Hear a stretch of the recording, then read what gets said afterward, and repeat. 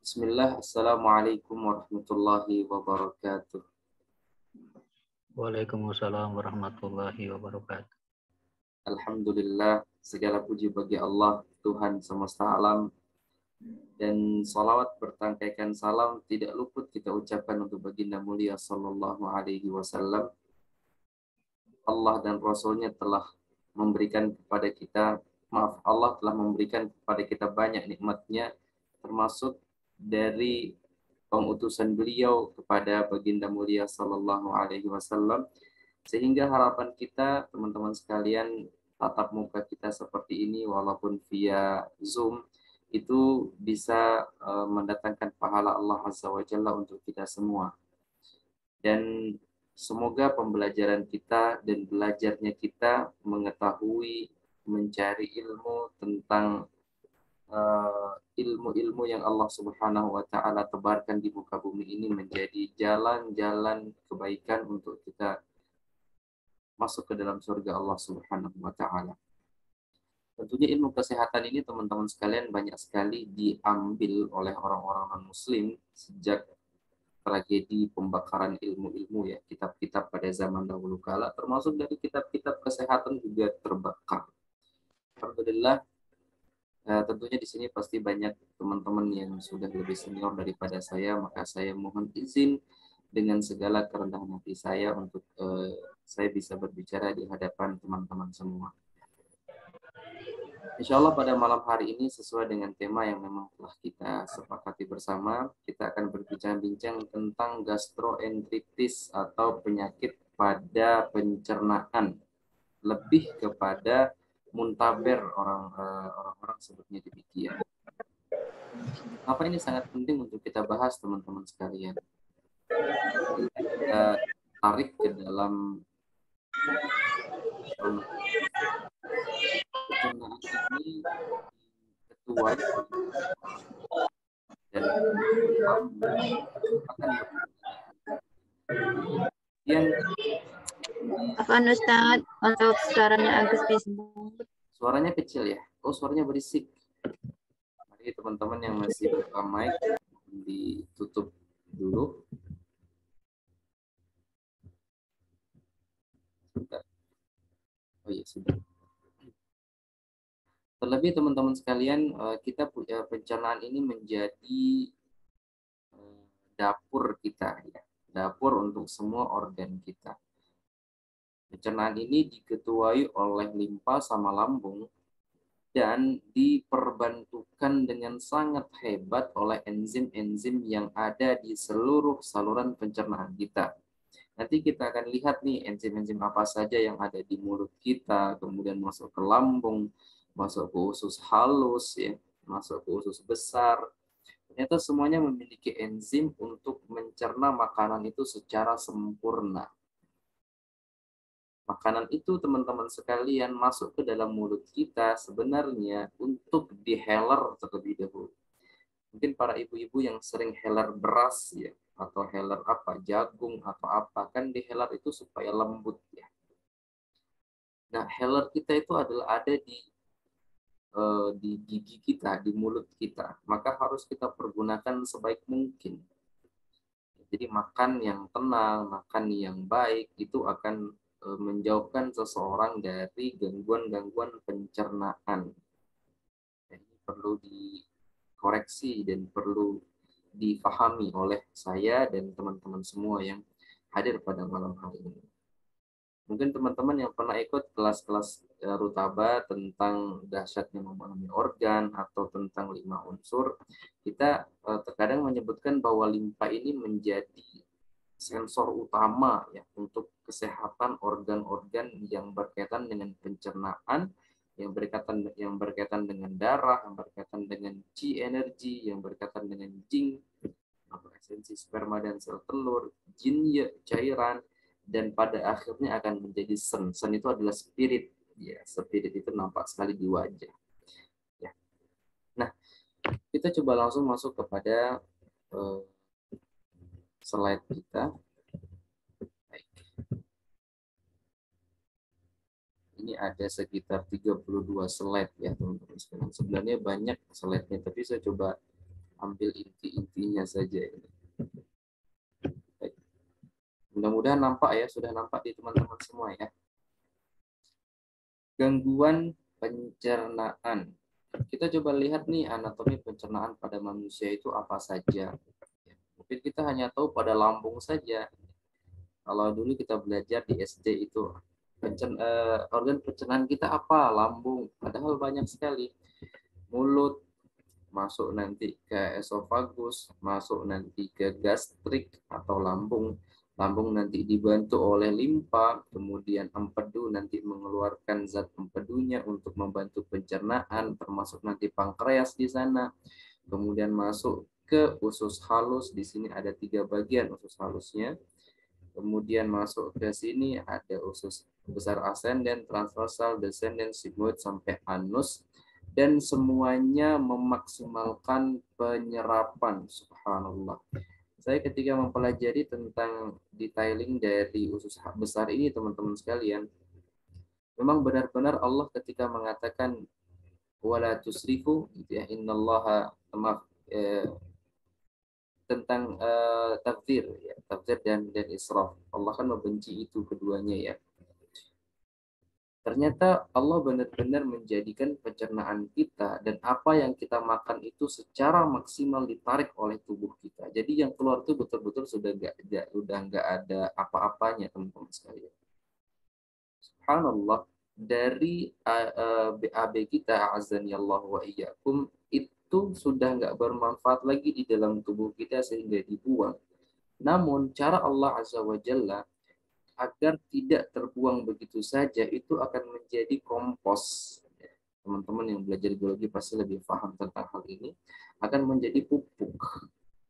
Itu memberikan kepada kita sebuah gambaran, teman-teman sekalian. Jangan membuang sesuatu yang bermanfaat.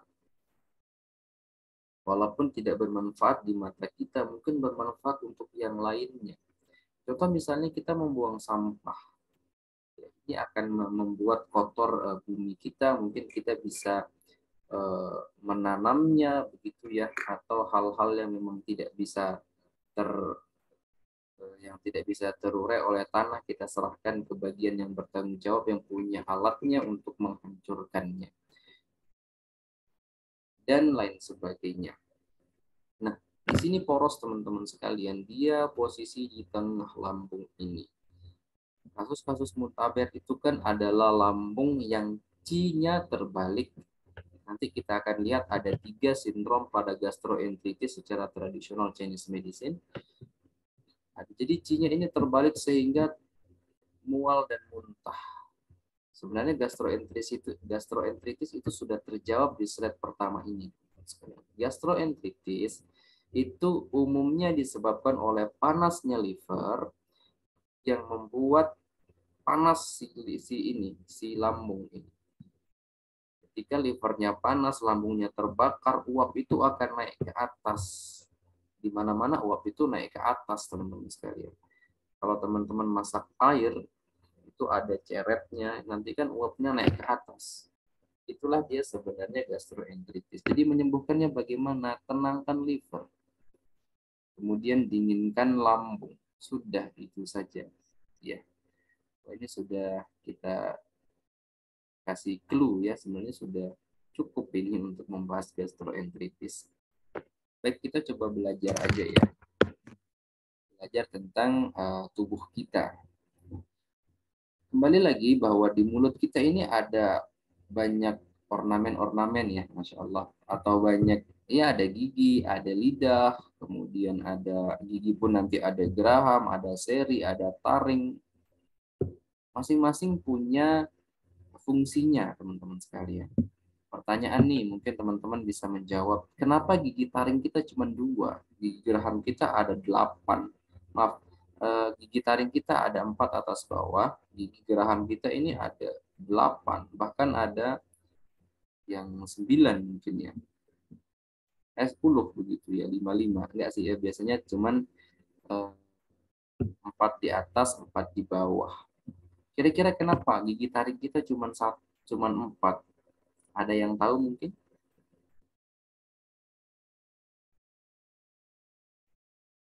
Ada yang tahu?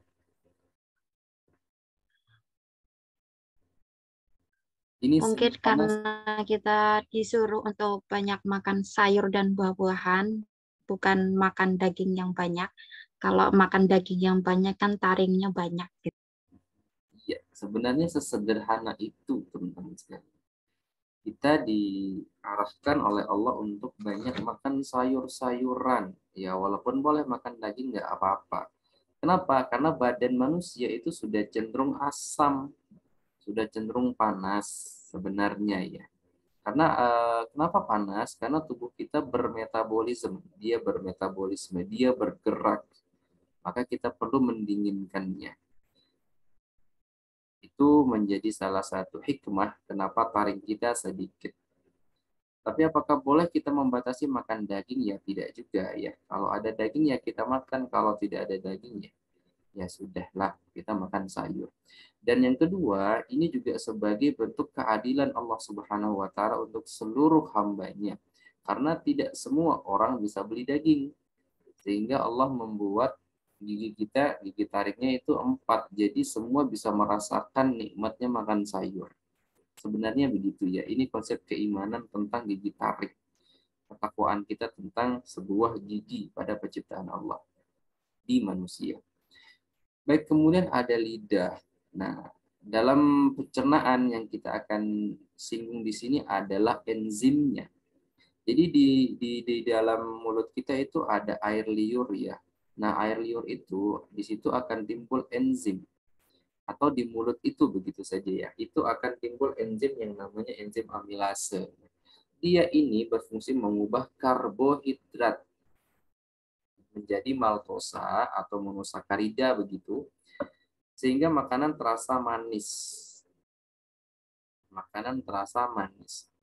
Ini kalau kita coba ambil renungan ya, saya coba ambil satu renungan saja. Kenapa di sini Allah sematkan satu enzim? Ini secara penelitian medis memang satu enzim, yaitu enzim betialin atau enzim amilase yang mengubah karbohidrat, di mana karbohidrat ini menjadi manis ketika kita makan. Ini memberikan kepada kita gambaran bahwa tubuh kita cenderung suka dengan yang manis-manis. Kenapa manis? Limpa kita, lambung kita adalah organ yang dikuatkan oleh rasa manis. Maka apabila di mulut kita ini selalu kita makan makanan yang ini manisnya alami ya teman-teman. Tapi kalau makanan kita makanan-makanan yang junk food, fast food semuanya seperti itu dan itu rutin kita makan, yang pertama kalah adalah lambung limpa kita. Ketika lambung limpa kita drop, yang lainnya juga akan ikut drop. Coba teman-teman lihat tangan saya.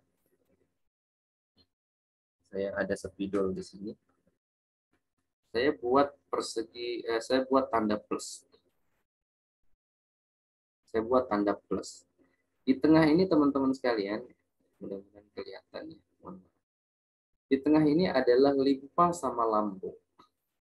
Di sini ada jantung misalnya, kemudian di sini ada liver, kemudian di sini ada ginjal, di sini ada paru-paru. Jadi dia di tengah. Ketika limpa sama lambung kita ini bermasalah, maka dia gagal menyebarkan energi-energi ke organ-organ yang lain sehingga organ-organ yang lain menjadi lemah. Teman-teman sekalian, dari awal saja Allah sudah buat enzim di mulut kita untuk kita makan makanan yang bersifat manis alami. Karena kalau manis yang bersifat fabrikasi itu akan melemahkan limpa dan menyebabkan liver yang ekses, menyebabkan panas pada liver. Nah, ini hikmah kenapa betialin ada di awal pencernaan, yaitu di mulut. Baik. Kemudian di lambung kita mengenal beberapa enzim. Ada HCl yang sangat panas sekali, ada pepsin yang bertugas mengubah protein ya menjadi albumosa dan pepton. Kemudian ada lipase yang mengubah asam lemak dan yang mengubah lemak menjadi asam lemak dan gliserol namanya. Nah, ini ada ya. Kemudian ada renin, yaitu fungsi renin mengubah protein susu menjadi laktosa. Nah, ini yang perlu kita cermati teman-teman sekalian. Sebagian orang tidak bisa minum susu. Jangan dipaksakan minum susu. Barangkali enzim reninnya tidak terproduksi oleh si lambung. Jadi mau dipaksa gimana pun ya, dia tetap akan alergi terhadap susu itu. Ceritanya begitu ya. Kemudian ada gastrin. Nah, ini menjadi yang menyebabkan yang menyebabkan lambung ini mengeluarkan enzim-enzim tadi. Gastrin. Nah, gastrin ini kalau rusak, nasallallahu alaihi maka enzim-enzim yang tadi kita sebutkan tidak bisa diproduksi. Ya. Ingat teman-teman sekalian, yang melemahkan lambung adalah pikiran. Yang melemahkan limpa juga adalah pikiran. Hati-hati. Kita coba melihat enzim selanjutnya. Ya. Di sini ada enzim di pankreas. Banyak sekali. Ini ada tripsin, ada lipase pankreas, amilase pankreas, dan karbohidrat pankreas. Jadi teman-teman bisa baca insya Allah. Di usus halus juga demikian ya. Di usus halus ada berapa nih? 1, 2, 3, 4, 5, 6, 7. Ya, di usus halus. Baik. Kita sekarang ke hati. Ini juga menjadi fungsi pencernaannya bagus, itu ketika hatinya juga bagus. Dia menghasilkan hormon yang baik, dia sebagai detox. Dia menghasilkan protein juga. Kemudian, nah ini nih yang pengen cantik-cantik, ini protein ini livernya harus bagus. Makanya tips cantik itu sebenarnya livernya dijaga tenang. Makanya orang yang cepat tua ketika livernya itu panas. Kenapa? Protein tidak bisa dibentuk oleh si liver secara alami. Ya, kemudian vitamin-vitamin yang tersimpan di hati itu akan menjadi lapuh. Tepat penyimpanan tenaga, vitamin dan mineral di hati itu akan rusak. Jadi di sini saya ada madu. Anggap saja ini adalah liver. Ketika livernya ini panas, tempatnya panas, maka ini akan mendidih. Ini akan rusak, teman-teman sekalian. Madunya akan rusak, artinya tenaganya rusak, vitaminnya rusak, juga mineralnya juga rusak. Makanya tidak salah ketika ada orang mengatakan kalau sering marah nanti cepat tua. Itu ceritanya.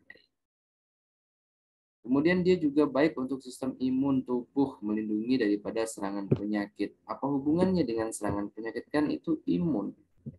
Kita coba tarik lagi, ini ranahnya ke medis. Karena si liver ini menjadi tempat penyimpanan dari vitamin-vitamin dan mineral, dan sel darah putih kita yang kita sebut dengan leukosit, itu juga makan, teman-teman sekalian. Dia juga membutuhkan vitamin, membutuhkan mineral, membutuhkan energi. Kalau tempat penyimpanan energinya saja seperti ini, maka yang lainnya juga akan lemah nantinya.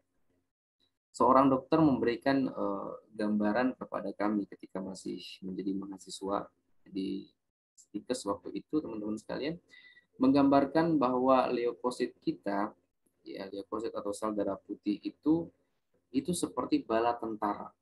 Seperti bala tentara yang terlatih. Makanya demam itu tidak boleh langsung kita intervensi. Biarkan selama beberapa waktu. Kalau saya biarkan selama 3 hari dulu. Supaya fight dia itu, si sel darah putih kita, dia terlatih menjadi kuat. Ini kalau baru sakit langsung diobatin, ini sel darah putih kita mau kerja apa? Gitu ceritanya ya. Nah, sel darah putih kita ini ternutrisi oleh makanan-makanan yang kita makan, yang didistribusikan oleh limpa lambung dan disimpan secara medis di liver ini. Itulah yang membuat tubuh kita menjadi kuat secara imunitas juga. Dan imunitas itu drop karena emosi. Dan ternyata secara TCM juga emosi itu dikuasai oleh liver. Sehingga semua emosi yang buruk itu masuk ke liver dulu, teman-teman sekalian. Marah, jengkel, kesal, kecewa, gembira, berlebih, mengumpat orang, dan lain sebagainya dari semua jiwa-jiwa yang buruk maupun baik, itu dinetralisir oleh si liver ini. Makanya tugas liver ini berat. Tugas liver ini berat. Dia akan dibantu oleh di sini, oleh otak-otak yang ada di dalam. Oleh otak kecil, otak besar itu mengolah informasi supaya si liver ini terbantukan. Ceritanya seperti itu. Nah, ini juga dia menyeimbangkan kolesterol di dalam darah dan di dalam badan. Ingat teman-teman sekalian, kolesterol selalu berhubungan dengan makanan, trigliserida selalu berhubungan dengan emosi, jiwa, pikiran. Ya. Kita coba berkenalan lagi tentang usus halus. Di usus halus ternyata Allah sematkan beberapa enzim, ada amilase, ya, ada tripsin, ada lipase. Sebenarnya mirip-mirip ya dengan enzim-enzim yang ada di atas. Ini menggambarkan kepada kita di mana semua organ itu adalah sistem. Di mana sistem itu mereka akan saling satu bersatu bahu-membahu erat mengeratkan satu sama lain untuk mengerjakan tugas secara bersamaan. Subhanallah. Makanya dalam sebuah hadis disebutkan Muslim itu seperti satu badan. Ketika Muslim yang lain sakit, maka kita juga sakit. Seperti badan kita kalau ada yang sakit, yang ada bagian tubuh yang sakit, maka tubuh yang lain akan menjadi demam dan susah tidur. Bisahari wal huma, kata Nabi SAW. Jadi nggak bisa tidur dan demam. Kemudian di usus besar ada bagian-bagiannya ya, ada usus besar yang mendatar, tadi kita sudah sebutkan di gambar di atas. Fungsinya apa? Mengatur air pada sisa makanan. Kalau di medisnya gitu, menyerap air elektrolit yang masih tersisa di dalam usus besar. Kemudian dia melepaskan garam yang berlebihan dalam darah, dibawa ke situ. Kemudian membusukkan makanan dengan bantuan bakteri Escherichia coli. Nah, ini nih bakteri ini yang seringkali menyebabkan diare kalau kebanyakan. Makanya para ahli gizi mungkin ya, para ahli gizi itu membuat Yakult. Nah, itu dia untuk menyeimbangkan bakteri yang ada pada usus besar. Oke, sekarang kita masuk ke gastroenteritisnya. Diistilahkan sebagai muntaber di banyak masyarakat kita sekarang. Ini merupakan peradangan. Peradangan itu berarti ada panas di situ. Di mana? Di dinding saluran pencernaan, terutama di usus dan lambung. Usus dan lambung. Disebabkan oleh apa? Ada yang virus, ada yang bakteri, dan ada parasit. Beberapa yang paling sering ditemukan pada virus ini adalah jenis adenovirus. Ya, itu cukup sering terjadi. Kemudian pada bakteri itu biasanya pada, ini cuma satu saya sebutkan, ini yang paling sering ya, si bakterium ini atau Campylobacter bacterium namanya. Kalau dari parasit yang kita sebut dengan Cryptosporidium. Ini yang sering menyebabkan gastroenteritis. Ternyata tidak hanya dari mereka-mereka ini. Yang menjadi penyebab lainnya seperti obat-obatan, antibiotik, antasida. Ini yang punya mah-mah ini pasti sudah nggak asing lagi dengan antasida doen. Ya, atau yang sejenisnya lah ya. Dan obat-obat kemoterapi ini ternyata menyebabkan iritasi atau peradangan pada lambung. Kemudian sebab lain adalah kimia dan logam berat seperti timbal, arsen, dan merkuri. Hati-hati pada wanita yang menggunakan make up terdapat merkurinya. Ini kalau kita kaji seru teman-teman sekalian. Kita kan menggunakan di kulit, kenapa bisa sampai ke usus halus? Kalau ke usus besar mungkin iya, ya kan? Usus besar kan, kulit kan itu dipertanggungjawabkan oleh paru-paru. Paru-paru punya saudara namanya usus besar, makanya wajar orang-orang yang terpapar merkuri nanti kulitnya menjadi kering, BAB-nya biasanya juga bermasalah. Nah, faktor resiko teman-teman sekalian. Nah, ini nih yang perlu kita juga cermati. Anak-anak, penghuni asrama, ini biasanya anak-anak pondok ya. Kemudian lansia, kemudian orang-orang dengan daya tahan tubuh yang lemah. Orang pada daya tahan tubuh yang lemah. Sebenarnya semuanya ini cenderung ke kelemahan daya tahan tubuh sebenarnya. Dan ketidakstabilan dari emosi pada orang tersebut sehingga gampang terkena gastroenteritis. Gangguan pencernaan ini teman-teman sekalian ada banyak dia. Di antaranya mual, di antaranya juga muntah, muntaber yang pada malam hari ini kita obrolkan. Kemudian ada diare dan ada konstipasi. Ada hal yang penting untuk kita pahami teman-teman sekalian bahwa usia itu seperti ini alurnya. 0 sampai 21 tahun itu usia tumbuh kembang dan peningkatan. Jadi kita punya anak antara usia 0 sampai 21 tahun itu kita benar-benar pahami karakter anak itu. Dia tumbuh, dia berkembang dan dia mencapai atau menjalani peningkatan-peningkatan yang luar biasa. 21 sampai 30 tahun itu usia-usia pematangan. Penanaman karakter itu bukan penanaman karakter ya sebenarnya. Jadi pematangan karakter itu ada di usia 0 sampai 21 tahun. Kita hanya menyetir saja, nak ini bagus, ini jangan ya nak ya. Ini bagus nih, coba ini lakukan ini. Ini kurang bagus nih kalau menurut ayah dan ibu, misalnya begitu. 21 sampai 30 tahun itu sudah penguatan karakter yang sudah dia bawa sejak dia masih kecil. Kemudian usia 30 sampai 40 tahun ini adalah kemantapan. Berbeda dengan kematangan. Matang dan mantap itu proses ya. Setelah matang menjadi mantap itu dia proses. Seperti orang belajar bela diri, gerakannya sudah bagus ketika memukul, mantapnya itu adalah energinya itu mengalir, bisa mendobrak atau bisa menghancurkan orang lain. Maaf saya tidak mengajarkan tentang itu, tetapi kebetulan pernah mempelajari tentang energi yang kita sebut dengan energi dah dan nat energinya itu. Jadi pemantapan pukulan itu mengenai tubuhnya nggak apa-apa, tapi yang di dalamnya bisa hancur. Nah itu adalah mantap. Jadi karakter anak itu adalah dia mantap dengan gesturnya dia, dengan sifat dan sikapnya dia. 30 sampai 40. Makanya Nabi kita alaihi salatu wassalam ini masa-masa pembersihan yang luar biasa, dan ketika usia 40 beliau diutus menjadi seorang rasul sallallahu alaihi wasallam. Kemudian 40 tahun teman-teman sekalian adalah kelemahan, mulai adanya penuaan dan penurunan. Perlu dicatat teman-teman sekalian agar kita adil, penuaan sekarang terjadi dari usia 20 tahun sudah ada yang penuaan. Bagaimana bisa itu? Coba saja teman-teman lihat ya, usia-usia SMA itu sudah ada yang rambutnya beruban, giginya sudah mulai menguning. Ini orang-orang tua biasanya.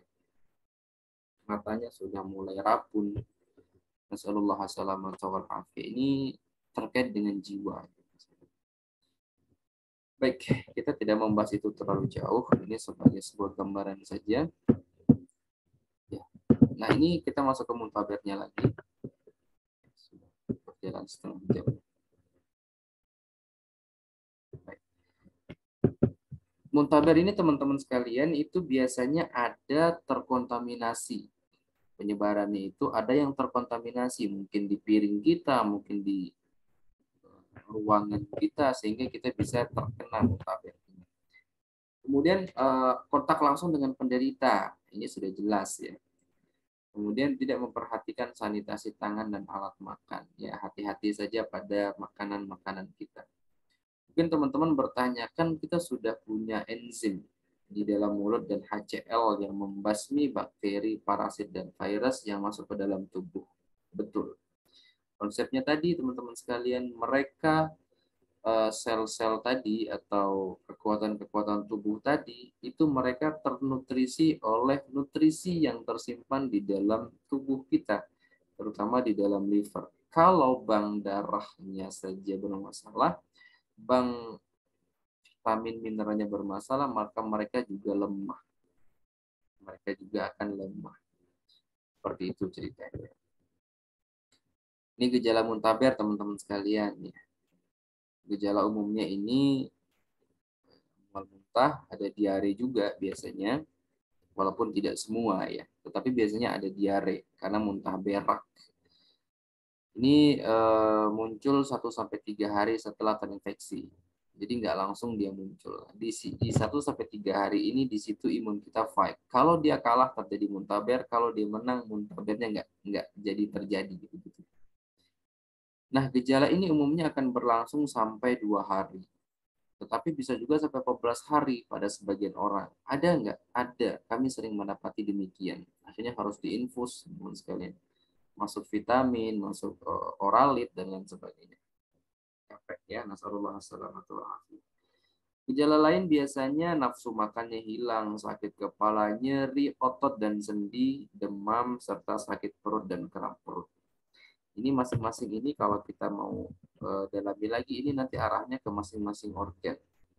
Namun mungkin waktu kita tidak cukup, ya ini sekedar informasi kepada kita semua. Kapan kita waspada? Mungkin sebagian tidak terlalu ini dengan medis ya. Saya nggak suka dengan medis, nggak apa-apa. Itu pilihan masing-masing saja. Tetapi yang perlu kita waspadai ketika terjadi beberapa poin berikut. Dehidrasi. Dehidrasi itu seperti apa? Matanya pucat, bibirnya pucat, air liurnya juga pucat, keringat dingin. Keringat dingin itu sudah tanda-tanda dehidrasi, teman-teman sekalian. Kemudian buang air kecil jadi jarang. Demam di atas 40 derajat Celcius atau kita sebut dengan hiperpireksia. Kemudian kalau makan muntah-muntah saja. Nah, muntahnya ini berlangsung selama 2 hari, terkadang berturut-turut ya. Pada yang parah nanti terjadi muntah darah. Buang air besarnya juga menjadi tidak terkontrol. Bahkan sampai terjadi darah. Nah, ini kasihan ya.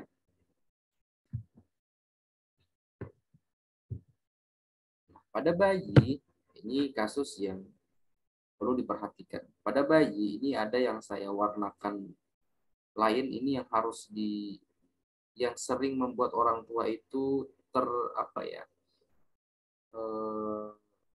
terlewati begitu ya, atau mungkin nggak apa-apa begitu ya. Kalau terjadi rewel dan mudah marah, hati-hati anak kita sedang ada sesuatu. Lehernya kaku, kalau kasus muntaber ya ini arahnya ke sana, itu harus diwaspadai. Mulutnya kering, menangis tanpa disertai keluarnya air mata. Ini kalau dibahas secara jiwa ini unik. Menangis tapi tanpa keluar air mata. Dia pengen disentuh dan pantang mengeluarkan suara keras pada anak yang menangis tapi nggak keluar air mata. Jangan diketawain. Banyak ibu-ibu yang ngatuin anaknya sembari mengatakan halah pura-pura nangis. Jangan. Hati-hati, drop nanti. Nasallallahu alaihi. Kemudian perutnya sakit atau tiba-tiba membengkak. Nah, ini juga tanda-tanda yang perlu diwaspadai pada bayi. Ya. Kemudian disertai, diare dengan darah. Diare dengan darah. Yang lainnya adalah lesu, ubun-ubun yang menonjol. Ini kalau duk-duknya itu menonjol, itu ada panas di dalam. Segera didinginkan. Kalau saya, itu dipijat saja ya, dipijat. Menenangkan jiwa lah, begitu ya. Kemudian ini pengobatan pada gastroenteritis secara medis, teman-teman sekalian. Kita tidak akan membahas obat-obatan terlalu jauh, tetapi ini yang pasti diberikan. Kalau ada demam nanti diberikan parastamol, ibuprofen. Kalau diare nanti diberikan loperamid. Ini paling sering loperamid atau fasiprin forte. Kemudian kalau mual muntah nanti teman-teman biasa diberikan ondansetron secara IV atau dimenhidranit. Kemudian dehidrasi nanti diberikan elektrolit. Nah, ini secara medis tadi. Kalau pengobatan secara tradisional medicine, ada beberapa yang perlu kita cek. Kalau tadi diceknya dengan ini ya, ada lab tinja, dan pemeriksaan darah, USG, CT scan, sampai kepada MRI. Tapi selama saya terjun di dunia medis, memang kita sering menggunakan lab darah atau tinja. Darah atau tinja. Atau kedua-duanya, biasanya sih kedua-duanya ya. Untuk memastikan ini penyebabnya bakteri, virus, atau dari parasit. Baik, kalau dari medicine tradisional teman-teman sekalian, maka kita harus lihat beberapa hal. Lihat beberapa hal. Setelah ini insya Allah kita buka tanya jawab ya. Dari lidahnya, kemudian dari tangan, dari mata. Kemudian kita lihat model sindromnya, panaskah, dinginkah, keringkah, atau lembabkah. Obatnya bagaimana? Bisa dengan akupuntur, bisa dengan akupressor, bisa dengan herbal, bahkan bisa dengan menggunakan air. Air apa? Air apapun. Mau yang RO, non RO, bebas saja. Air hangat pun bisa membantu sebenarnya. Ya, bebas saja di sini. Nah, kita akan lihat nanti beberapa model lidah menandakan panas, dingin, lembab, dan kering. Insya Allah di akhir-akhir dari slide ini. Kita coba lihat penyebabnya dulu, teman-teman sekalian. Secara klasik, tradisional klasik, ada 3 penyebab paling besar, yaitu panas terpendam atau panas yang terkungkung, kemudian ada karena dingin, dan ada karena panas juga. Ini panas banget, panasnya tapi di dalam, ini panasnya di lambungnya panas. Dan semuanya ini tidak pernah lepas dari yang namanya liver. Karena si lambung ini adalah tetangganya liver. Jadi menyembuhkan si lambung, jangan lupakan liver. Sekarang biasanya kita melihat para praktisi, teman-teman kita begitu ya.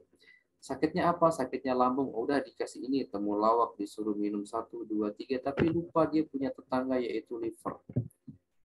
Kalau kita mau jauh lagi, ya, lambung ini, sakit lambung ini bisa disebabkan oleh liver, bisa disebabkan oleh usus besar, bisa disebabkan oleh usus kecil, bisa disebabkan lagi oleh jantung dan paru-paru. Bisa saja, ya. Bisa saja seperti itu. Baik, sampai sini teman-teman, ada yang ingin bertanya? Silahkan.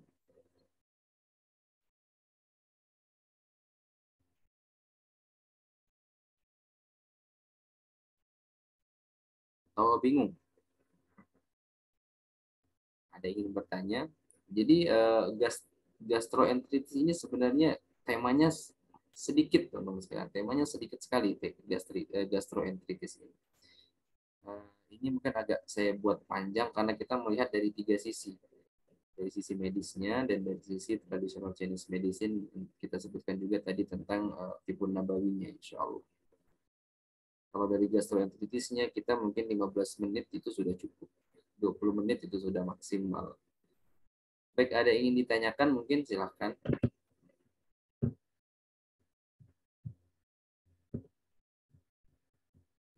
Baik, kalau tidak ada saya mohon izin lanjutkan dulu ya.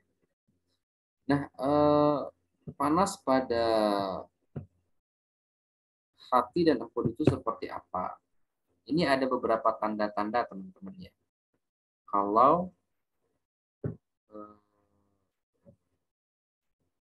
panas pada empedu, itu akan terjadi beberapa hal yang paling sering seperti gastritis. Nah, mah ini ternyata bukan dari lambungnya langsung. Nanti dia dimulai dari hati atau empedu. Kemudian tremor. Nah, ini tremor itu dari panasnya liver. Maaf ya, panasnya liver. Tremor. Dia gastritis, tetapi dia juga tremor. Nah, ini ada kaitannya dengan panas yang di dalam. Jadi panasnya di organ. Kemudian dia gastroenteritis, muntaber. Kok ada herpesnya juga? Juga ada kaitannya dengan hati empedu. Gastroenteritis kok ada gingivitis, ada sciatica, ada urinary tract infection, ada morning sickness. Ini juga kaitannya dengan ada hati dan empedu yang panas. Begitu cara memahaminya. Baik.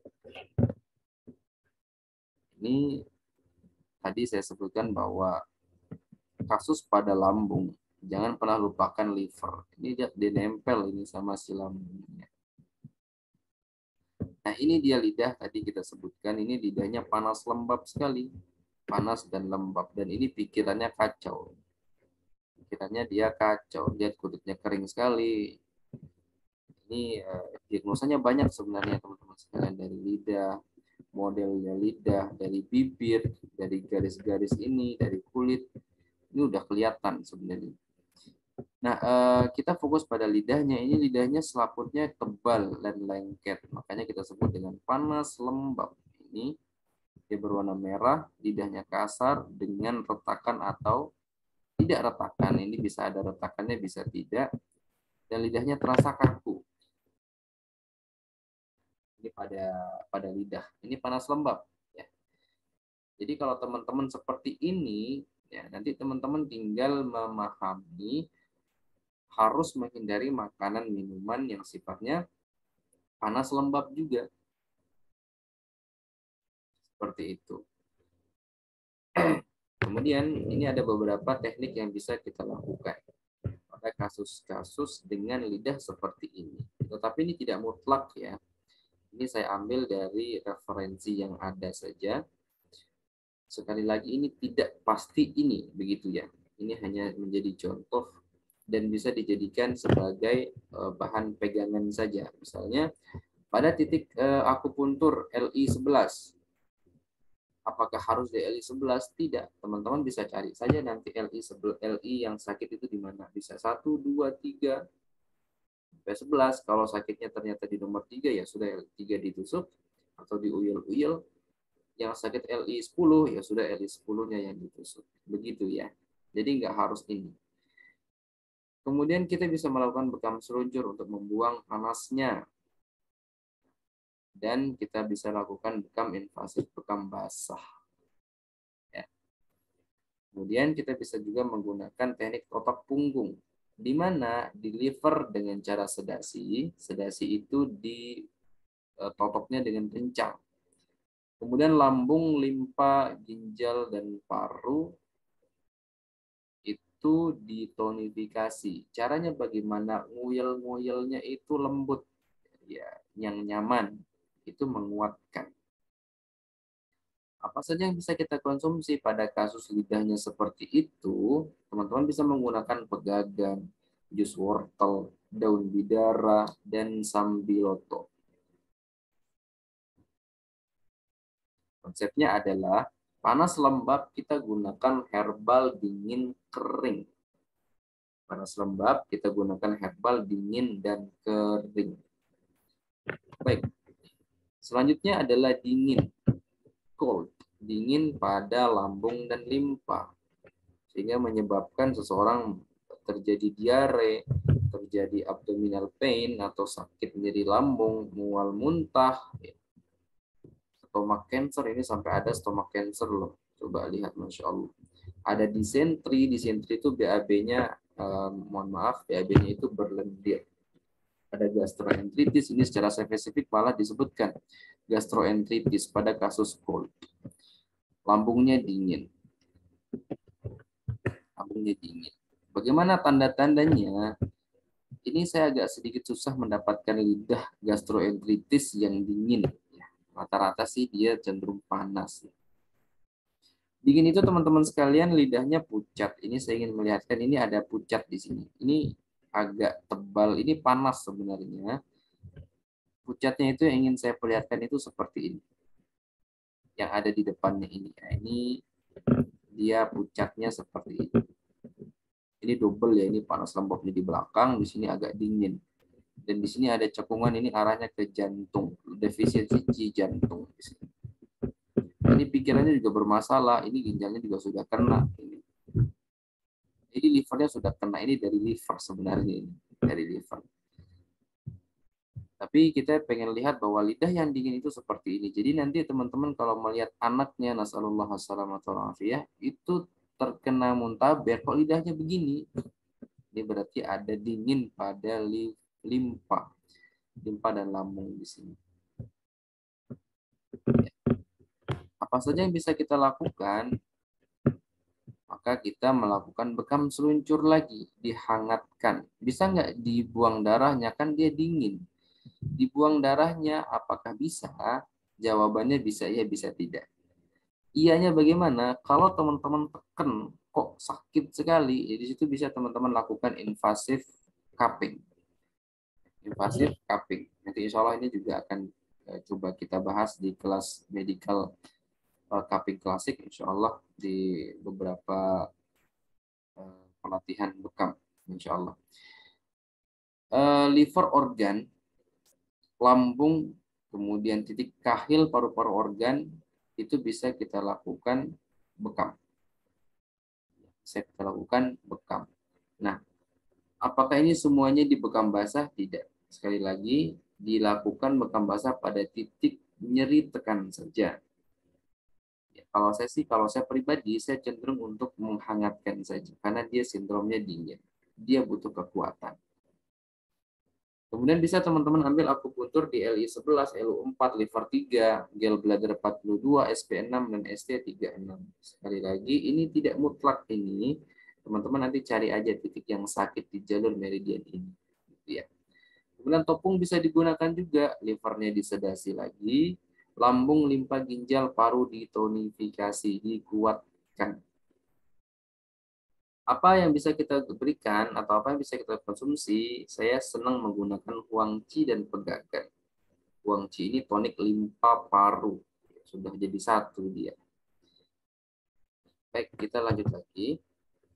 Ada dampness atau panas yang terpendam di lambung. Nah, ini seperti ini. Kita coba baca dulu. Hampir mirip dengan yang tadi di atasnya itu, dengan yang ini, gold ini. Mirip-mirip dia modelnya, tetapi ada beberapa yang menjadi ciri khas. Ciri khas ini adalah panas sekali di lambung.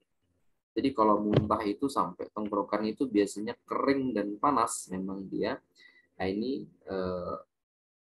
khas dari atau ciri khas dari panas. Kalau dingin itu biasanya muntahnya itu biasa saja, muntahnya itu nggak sampai terlalu bikin sakit sesak dada. Apa saja yang kita bisa lihat, ya, warnanya itu seperti ini. Bukan habis makan permen ya teman-teman sekalian. Jadi panasnya itu berbeda dengan yang sebelumnya tadi, lembab tadi.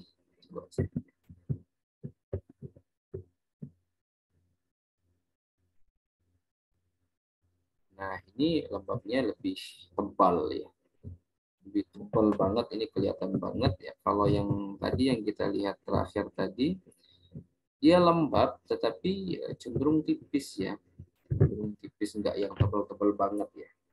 Tapi sama-sama berat ini teman-teman di tubuh kita. Ya. Lidahnya terasa baal, lidah terasa berat, selaput juga putih dan tebal, campuran ini, campuran.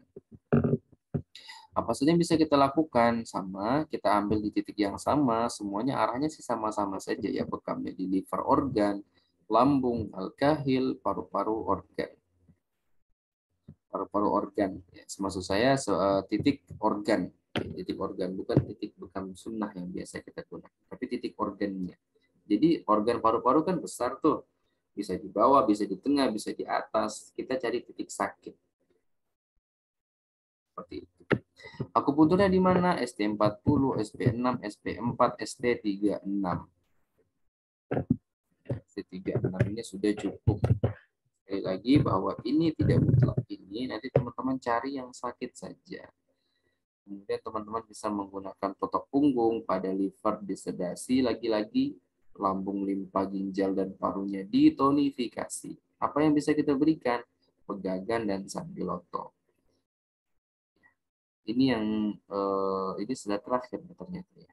Alhamdulillah 1 jam, insya Allah sudah cukup. Baik, sampai sini teman-teman ada yang ingin ditanyakan atau ada kasus yang mau dibahas bersama, boleh.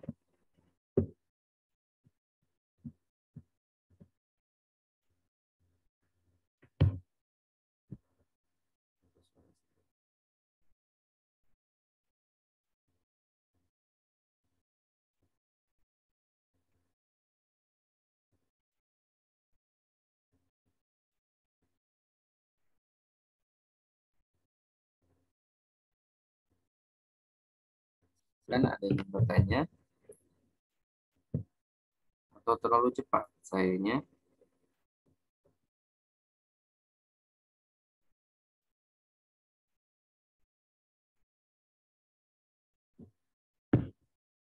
Cepat ya.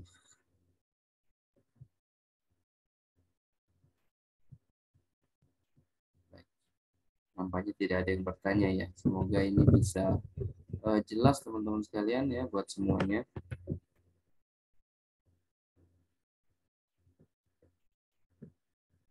Sekali lagi ada yang ingin bertanya teman-teman atau sudah cukup ini?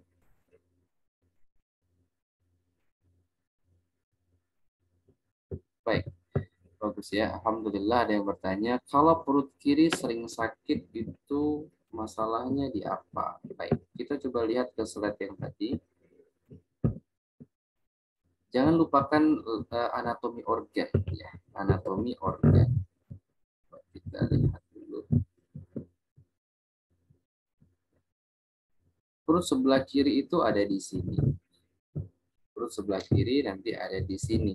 Antara lambung, maaf, bisa dari lambungnya, bisa dari usus ini yang mengarah ke bawah, atau dari limpanya yang terlalu berat secara jiwa. Atau memang ada angin. Kalau saya nanti dibuasa saja, bisa dibuasa di punggung nanti di bagian sebelah kiri juga. Nanti kaki kanannya di-stretchingkan. Kalau bisa dua-duanya saja di-stretchingkan. Karena ototnya itu seperti ini. Ini dari kaki kanan ke kaki kiri. Maaf, ke punggung sebelah kiri. Konsepnya seperti itu. Nanti bisa dicek ya. Betisnya sakit tidak. Bagian small intestine, bagian bawah berarti ya. Ini BAB-nya mungkin bermasalah. Kalau BAB-nya sulit, nanti kuatkan paru-parunya yang ada di atas. Mungkin ada pencernaannya kurang bagus nih, nanti coba banyak makan buah-buahan. Pepaya deh, coba dicoba ya.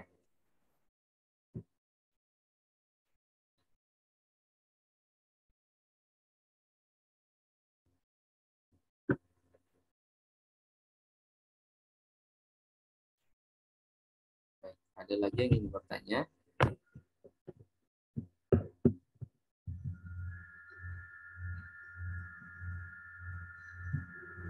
Kalau tidak ada yang bertanya, mungkin kita akan cukupkan ya.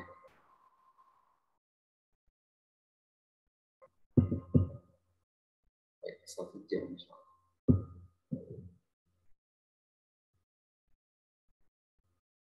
Baik teman-teman sekalian, demikian yang bisa saya sampaikan.